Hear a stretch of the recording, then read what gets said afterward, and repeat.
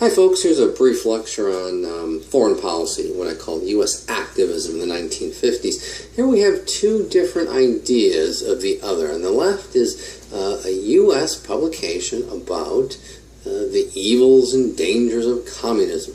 We can tell it's communist for a couple of reasons. Why it's red, to the hammer and sickle, and here is a caricature of Joseph Stalin, who during World War II we called Uncle Joe. We tried to soften his image as a brutal, evil dictator. Like I said, he had slaughtered his own people, somewhere between 12 and 120 million. How communism works. Dun, dun, dun. See, the tentacles are grabbing up the world. Well, look here. This is the Soviet idea of what America is, also grabbing up the world. Look at that. Those are not fingers, those are not fingernails, those are claws. So in both instances, Soviet Union is animalistic and the United States is humanoid. Well, quick review, we got the Truman Doctrine, 1947, civil wars in Greece and Turkey, and Truman decides we will send everything but U.S. troops, and we send about 400 million to aid their fight against communist aggression. Well, now we got NSC 68. This is the National Security Council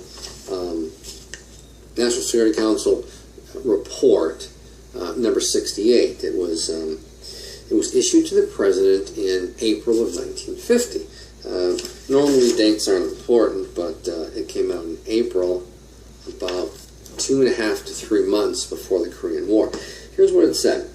The Soviet Union was bent on ruling the world, and the U.S. was the only country in the world that could stop the USSR. So, what we have to do is we need a massive buildup of nuclear weapons and traditional military forces and arms. Thus, we need to reinstitute the draft, keep as many men in the army and military as possible, and this will be paid, of course, by U.S. taxpayers through taxes. What an interesting concept. Once upon a time, we used to pay for stuff by taxes. Not anymore. You know how we paid for the wars in Iraq and Afghanistan? Do you know how we paid for the tax breaks passed during the President George W. Bush administration? We borrowed money from the Chinese. Yeah. That's an example of the transformation or changing of American culture and American liberties over time. In the 50s, or I should say prior to about 1980, our liberty was services, and the idea was we had to pay for services. Now we want something for nothing. We want services, but we don't want to have to pay for them. It's the participation trophyization of American culture.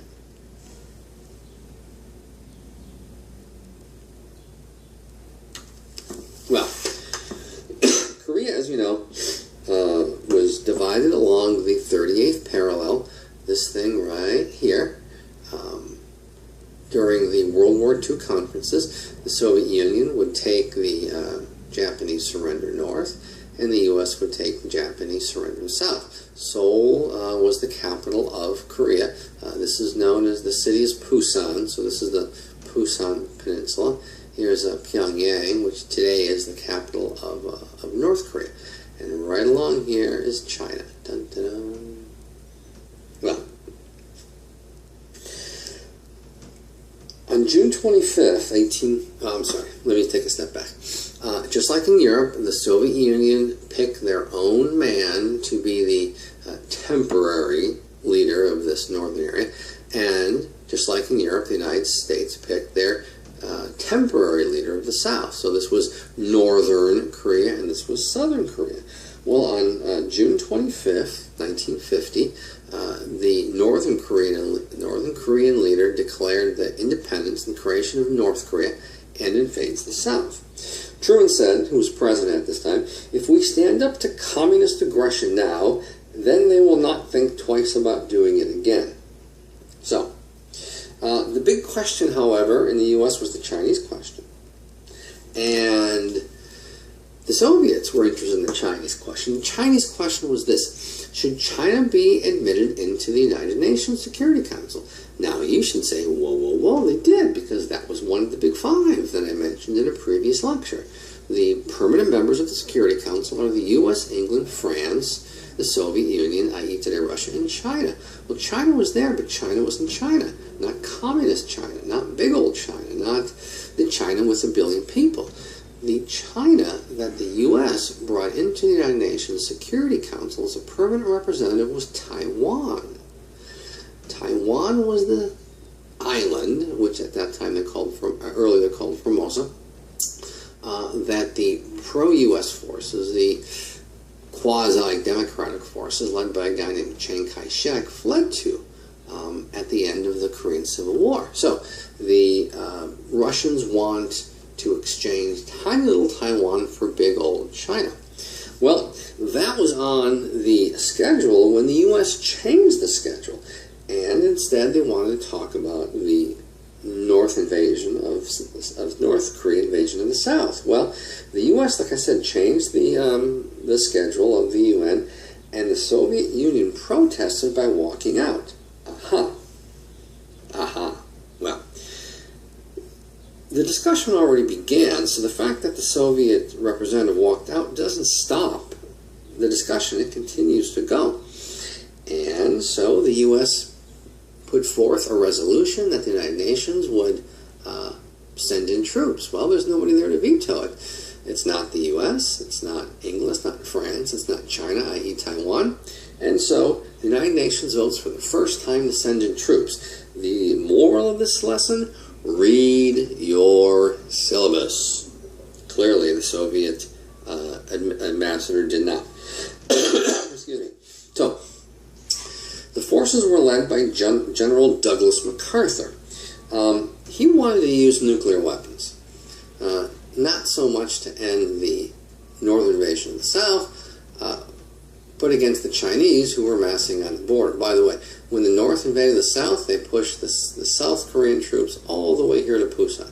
So the only thing left of South Korea was the Pusan. So was the Pusan Peninsula. So MacArthur launches an invasion.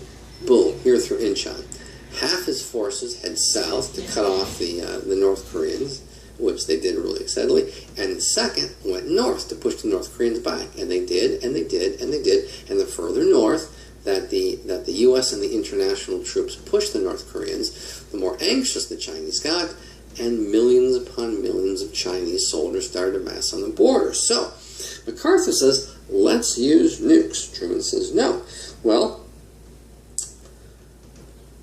MacArthur started to lob out artillery, conventional weapons, across this river, which is the border, onto Chinese troops. China was ticked off, and so 1 million Chinese troops come screaming across the border, pushing the U.S. and the UN forces right back down to here, the 38th parallel.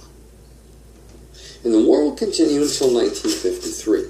Well, Truman fired MacArthur. In 1954, the U.S. and the Soviet Union declared a stalemate, divided the country along the 38th parallel, and called for a ceasefire. One reason why this happened is because Stalin died in the Soviet Union. The new leadership could not afford this war any longer. So, foreign policy in the Pacific. What do we got? Our military budget tripled. NSC 68 became reality in U.S. foreign policy, which is the militarization of the containment idea. It also led to the creation of the alliance systems to contain Soviet-sponsored expansionism, like SEATO, the Southeast Asian Treaty Organization. This was a mutual security pact among the Philippines, Australia, New Zealand, and the U.S. Japan got their independence in exchange for their signature on U.S. military alliance. The U.S. would be in charge of Japan's future militarily, which we still are today. The U.S. becomes ally of the whole, quote, what we call the free world. This is Kennan's internationalism coming to play. Secretary of State John Dulles was the architect of this alliance system. Wartime boom ended. He promised to shrink the defense budget, but he also promised to roll back communism. Earlier, under the Truman administration, it was contain communism. Now, in the Eisenhower administration, we can no longer allow communism to exist. We must roll them back, which is what MacArthur was doing until, of course, he decided to attack China. So, Dulles promises to roll back communism with cheaper, low-budget weapons, which, for the most part, did not work. He also called for brinkmanship. Brinkmanship is going to the edge of a atomic or nuclear situation and then getting the other side to blink. Well, the other problem we had was the so-called missile gap. The Soviet Union had more missiles than the U.S., so we needed to build more missiles. In the 60s, it was the delivery gap, which we'll talk about later. And, of course, this time it was the domino theory. The domino theory went like this. If one country falls, if the Korean Peninsula fell to the communists, then Japan would.